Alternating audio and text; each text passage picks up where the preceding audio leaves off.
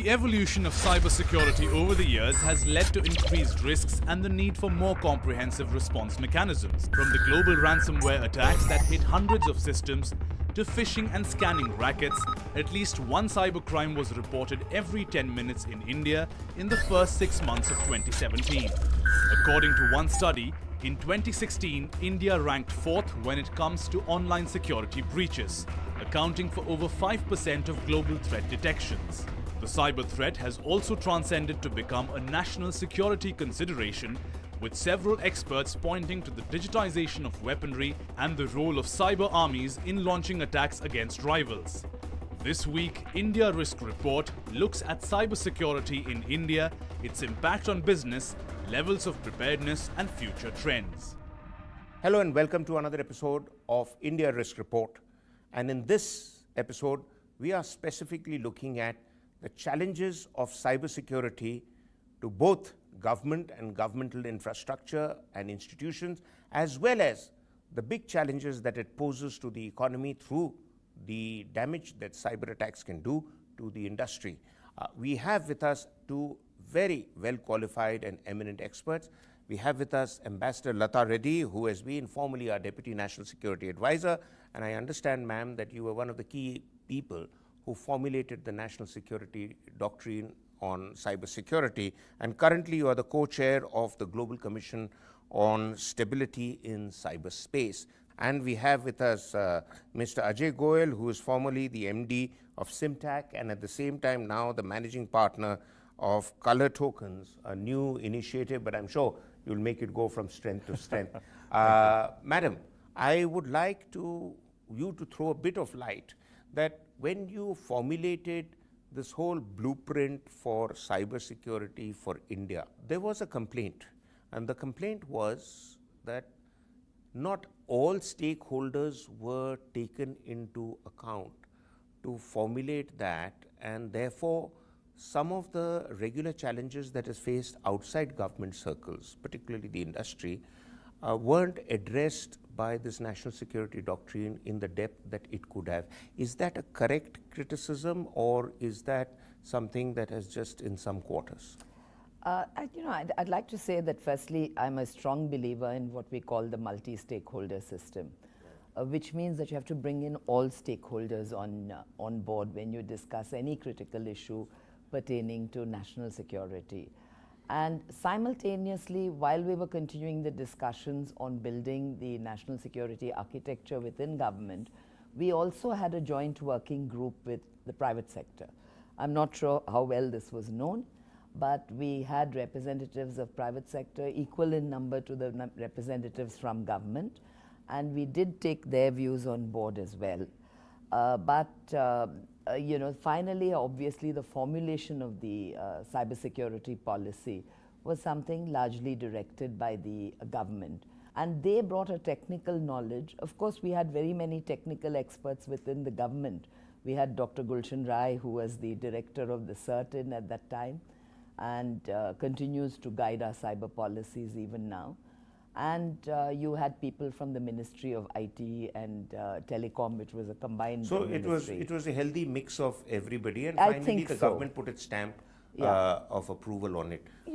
As you know, the normal procedure is it would have to go to the National Security Council, it would have to go to the cabinet, there would have to be a cabinet decision before a policy can be made public. But the good thing is that at least I think we can count ourselves proudly amongst a handful of countries that has a well-formulated doctrine in place, which has met most people's expectations. Every aspect of security challenge to the economy has to be addressed, and cyber threats, to my mind, is pretty much a primary area of attention.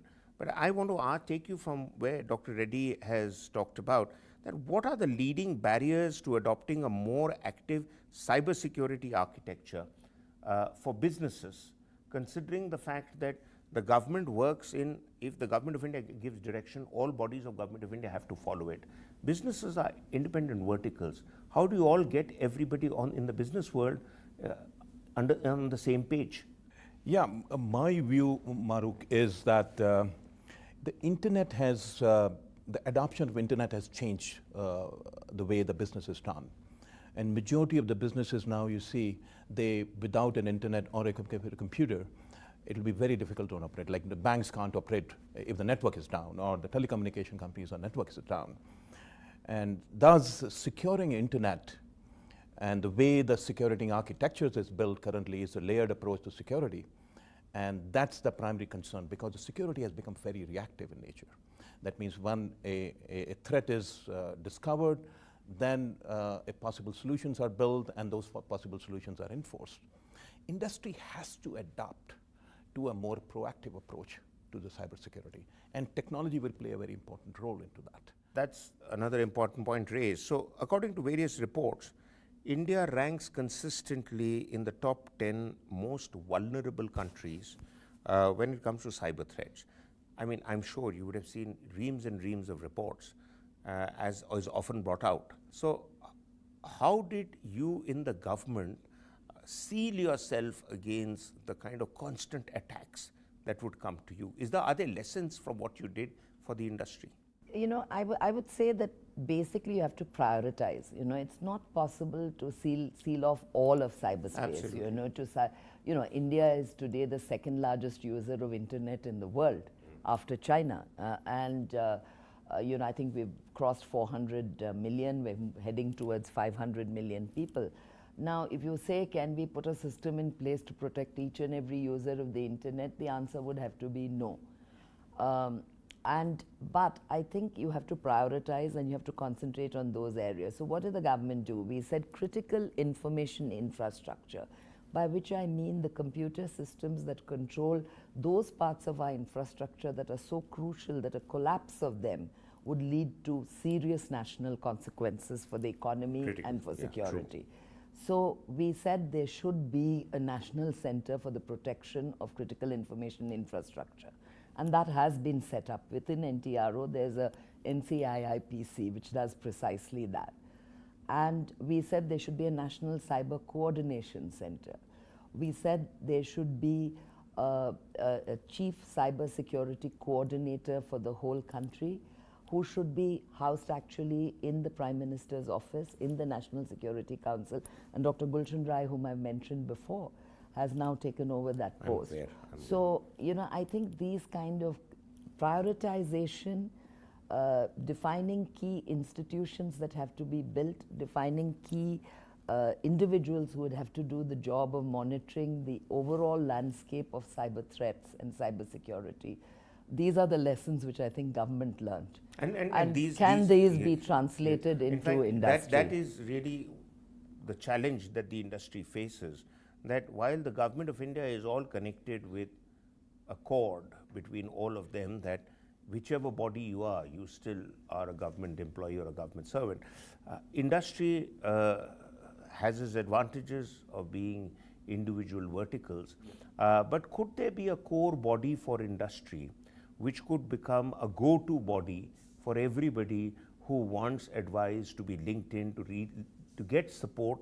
Because I understand attacks of any nature, whether terror attacks or cyber attacks, the most hard hit will be medium and small scale enterprises, because the big boys will somehow get out of it. And looking at that, is there room for some kind of a collective industry consensus which the industry will run and the industry will set the benchmarks for, though engaging with the government but not monitored by the government? Yes, Maroof, what I understand, if we talk to the CISOs, the Chief Security Information Officers of the industry, and they have a forum, they normally talk and collaborate, may not be that much enough, but I strongly believe that today if somebody else is attacked, tomorrow you can be attacked. So it has to be a collaborative effort to share best practices, what you have implemented, how the technology frameworks looks like, what the disciplined approach, what you have it. So, so therefore, ma'am, what to sum up is essentially that the industry can cooperate, but I'm getting a feeling the industry still needs the government to hold its hand. Not necessarily, Maroof, because if you look at industry, they do have associations, and the associations can play a big role. For instance, there's NASSCOM, you know, and NASSCOM is the National Association for all the people in the cyber world, all the industries in the cyber world. So NASSCOM in fact came forward to hold a task force on cybersecurity, where they looked specifically at the requirements of the industry and also how industry can cooperate with government. So I think that if institutions like NASSCOM are empowered and they have the Data Security Corporation of India within NASSCOM, again, which is there only to teach companies how to keep their data safe. What they need to be is to be more empowered, to be able to pass directives. And then, yes, there would have to be some kind of regulatory mechanism in place to tell people that if you do not follow certain directives, then we cannot take responsibility or come to your assistance when there is an attack. And a thumb rule for averting future cyber catastrophes is to be a little more transparent with your earlier flaws so that others learn from your mistakes. But we'll be back after a break to look at some measures that the industry and rest of us can adopt, which can be proactive, and we don't need to be in a defensive reactive mode, and how the government and the private sector can work together. But that after a break.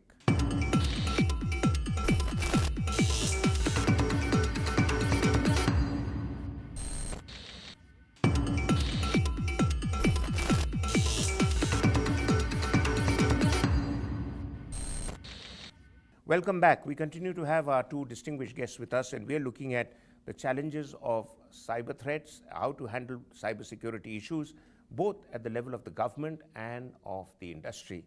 Mr. Goel, you have at a recent conference in Bangalore just mentioned at the Synergia Conclave that there is the need to have proactive measures and not just remain reactive. Define that a little further for the industry. Yeah, I said reactive means the current way of managing security is basically a layered approach of putting security measures on the existing environment. It is like strengthening the wall of a fort and keep on building bigger and bigger wall. If the wall is broken at some point, the fort is conquered. The similar way, the whole technology framework is very reactive and putting layered and layered of security approaches into that. And that may not be the right approach. Currently what happened if a malware is discovered or a virus is discovered today, and then a signature is created and enforced and all those, these are reactive measures. Can we make any proactive measures? One of the technology company I'm working with currently right now, they took a very different approach to this. Their basic thesis of invention was, if we can make the resource or the data not available to the rest of the world, only available to those sorts of people who are authorized and authenticated on this, and make the rest invisible from the rest of the world, then if you can't see it, you can't hack it. And that's a proactive way of looking at it. And this kind of cloud computing kind of work is very proactive in nature. And the second one, where I'm very closely working with, is an area of encrypted data processing.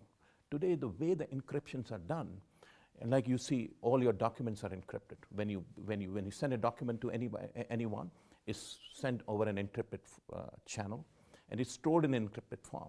But the real thing happens when you fire a query on it and you want to do a search on the document. It has to be decrypted, put the query in place, and then re-encrypt it and back. And there where the vulnerability lies in. Can you create a mechanism by which the encryption is end-to-end?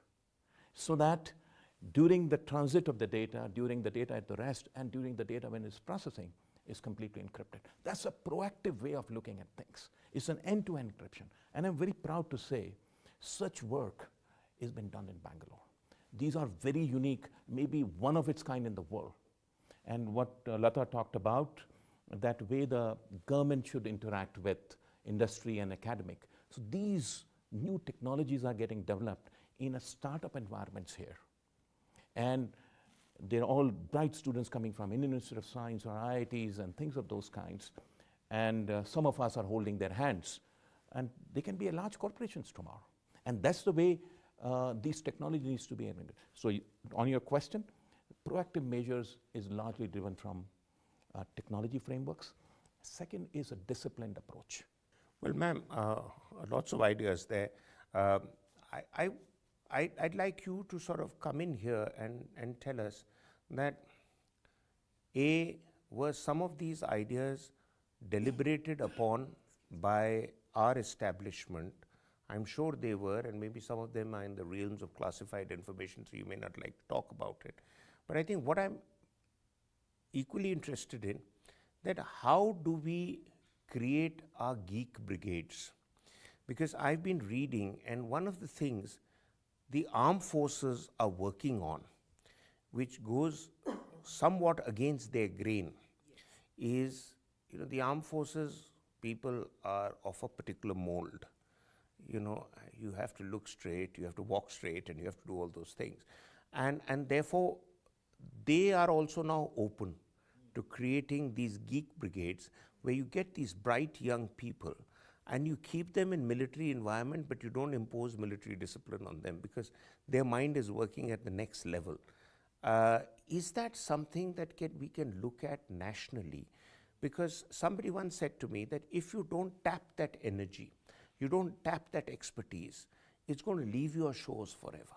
I agree. In fact, what I think is that it's part of the same conundrum. If you don't involve the private sector, if you don't involve academia, if you don't involve the geeks, as you call them, you're never going to get a complete solution. So there are different models followed in different countries.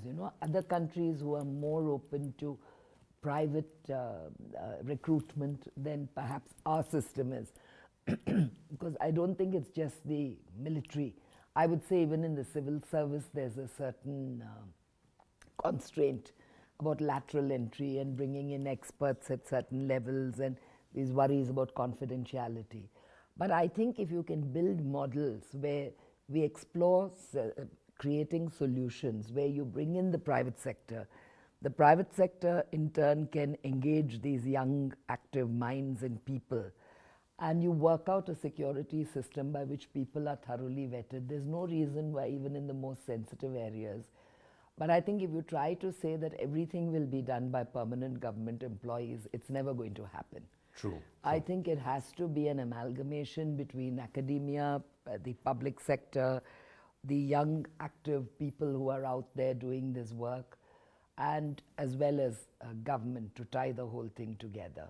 And I've seen some very workable models in other countries, so I'm pretty sure we will get there. The question is, will we get there fast enough? No, but the workable models that you've seen, particularly now that you work in the global space, in areas regarding cybersecurity and space, is anybody willing to adopt those models? Is there a mechanism by which people like you, who still have expertise in the subject, can go back and provide a paper to the government and say, this is your model, create your team to absorb that? Well, apart from myself or as a national, at a national level, at the global level as well, we are doing that exactly, because the Global Commission, which I mentioned to you on stability in cyberspace, and the previous Global Commission I served on, which was the Global Commission on Internet Governance, our reports are forwarded to governments, are presented formally, and our conclusions are there for people to see, that what do we recommend that should be done. At the national level as well, I think many of the think tanks in our country have got an excellent relationship with the government, and their deliberations, their reports are read with interest by people in government, because they can bring in a lot of technical researchers, and they have full-time academics working on this issue, which perhaps government doesn't have. Right. Maybe I can add a little bit more on that. Sure, What you said. If you really look, there are a lot of invention needs to happen in this space. It's a very forward-looking areas, and I believe those inventions are happening not in a private sector, in an organized private sector also. It is happening in the garages, happening in the startup world. It's happening in the institutions. And I'm a part of the ecosystem of the startup world, and I'm seeing young, bright engineers. They come with brilliant, brilliant ideas. What we need is support. Is the government needs to create a mechanism by which we can identify and handhold these guys. And then it can be large corporation coming out of India.